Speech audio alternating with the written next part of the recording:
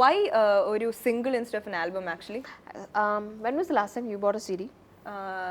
I don't know. I don't think ഇവിടെ എനിക്ക് music world ഇവിടെ കൊച്ചിയിൽ ക്ലോസ് ചെയ്ത പിന്നെ that's like ഞാൻ I don't remember buying any CDs back in college. എൻ്റെ സ്കൂൾ ഡേയ്സിലാണ് സത്യം പറഞ്ഞാൽ ഞാൻ CDs വാങ്ങിച്ചൊക്കെ, അതും ബർത്ത്ഡേ ഗിഫ്റ്റ് കൊടുക്കാനായിട്ട്. അല്ലാതെ ഞാൻ തന്നെ CD എനിക്ക് വേണ്ടി ഞാൻ വാങ്ങിച്ചിട്ടില്ല. Then my father's collection. So actually as I grew up, I don't see any CD കട. പാട്ട് CD വാങ്ങിക്കുന്ന ആരുമില്ല, എല്ലാവരും ഡൗൺലോഡിങ് ആണ്. പിന്നെ മീഡിയയിൽ ഇന്ന് പാട്ടൊന്ന് റിലീസ് ചെയ്താൽ എവിടെ ഇടാനാ? ഒരു അത്ര 7-8 പാട്ട് നമ്മൾ ഒരു CD ഇടും, ഒരു പാട്ട് മാത്രമേ നമ്മൾ വീഡിയോ ആക്കത്തുള്ളൂ, ഹൈലൈറ്റ് ചെയ്യത്തുള്ളൂ. ആൻഡ് ദെൻ ആൾക്കാർ CD വാങ്ങിച്ച് കേട്ടെങ്കിൽ 7-8 പാട്ട് കേട്ടു, അല്ലെങ്കിൽ ആ ഒറ്റ പാട്ട് മാത്രമേ കേട്ടു. So when you release A single you are safe. You can concentrate on one song. ഈ CD വാങ്ങിച്ചാലും വാങ്ങിച്ചില്ലേലും പ്രശ്നമില്ല. നമുക്ക് യൂട്യൂബിൽ ഇത് യൂട്യൂബിലല്ലേ റിലീസ് ചെയ്തത്? ആദ്യം യൂട്യൂബിലാണ് റിലീസ് ചെയ്തിരിക്കുന്നത്. ഓക്കെ. ആൻഡ് വൈ യൂട്യൂബ് അങ്ങനെ ഒരു പ്രൈമറി മീഡിയം ആയിട്ട് വേറൊരു മീഡിയം ഇല്ലാത്തതുകൊണ്ടാണോ? ആ സമയത്ത് the most easy, see everybody has internet on their phone now. എല്ലാവരും ഫോണിൽ ഇന്റർനെറ്റ് ഉണ്ട്. പിന്നെ ഒട്ടുമിക്ക ഇപ്പം everybody is a hands on, you know, they're on either on Facebook or എല്ലാവരും വാട്സാപ്പിലോ അങ്ങനെയൊക്കെ ഉണ്ട്. ടിവിയുടെ ഫ്രണ്ടിൽ പോയി ഇരിക്കാനേക്കാളും എളുപ്പം ഫോണിലിരുന്ന് സോ അതുദ്ദേശിച്ച ഒരു സ്വാഭാവികമാണ്. ഞാൻ തന്നെ ആണെങ്കിലും പടത്തിന്റെ ട്രെയിലർ ഞാൻ ടിവിയിലല്ല കൂടുതലും കാണാറുള്ളത്, ഫേസ്ബുക്കിലാണ് വരുന്നത്. അല്ലെങ്കിൽ വാട്സാപ്പിൽ എൻ്റെ കുറച്ച് സിനിമയിലുള്ള സുഹൃത്തുക്കൾ അതിന് ട്രെയിലർ അയച്ചു തരും.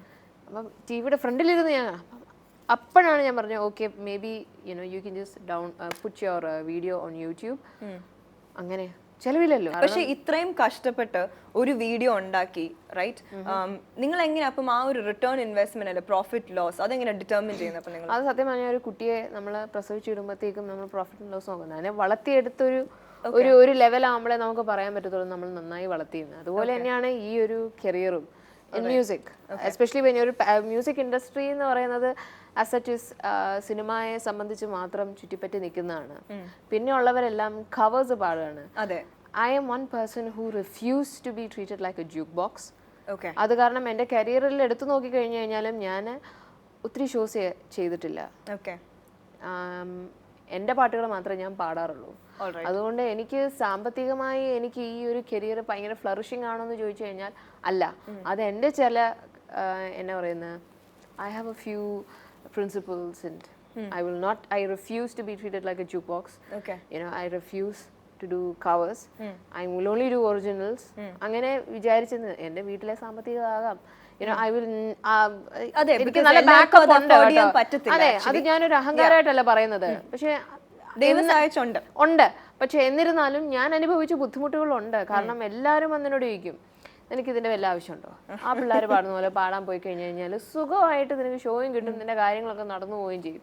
ഇതാണെങ്കിൽ ഞാൻ പോക്കറ്റ് മണി, നമുക്കൊരു എത്ര ആയാലും ഒരു ലിമിറ്റിലെ പോക്കറ്റ് മണി നമുക്ക് കിട്ടുള്ളൂ. ഉണ്ടാക്കുന്നതെല്ലാം നമ്മളിങ്ങനെ ചിലവാക്കാനായിട്ട് നമ്മളുണ്ടാക്കണം, നമുക്ക് ചിലവാക്കാം. പക്ഷേ so I knew I am going to go through few limitations.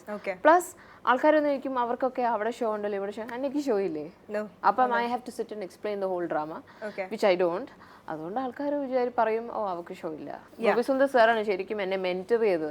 അതും അദ്ദേഹം ഒരു എന്നാ പറയുന്നത് സാരി അങ്ങനെയൊന്നും പഠിപ്പിച്ചിട്ടൊന്നുമില്ല. ഒരു റെക്കോർഡിംഗ് സ്റ്റുഡിയോയിൽ എങ്ങനെ ഒരു പ്രൊഫഷണൽ റെക്കോർഡിംഗ് ആർട്ടിസ്റ്റ് ആകാം എന്നതിലൊരു മെന്ററിങ് അദ്ദേഹം തന്നിട്ടുണ്ട്. അത് മാത്രമേ എൻ്റെ കയ്യിലുള്ളൂ.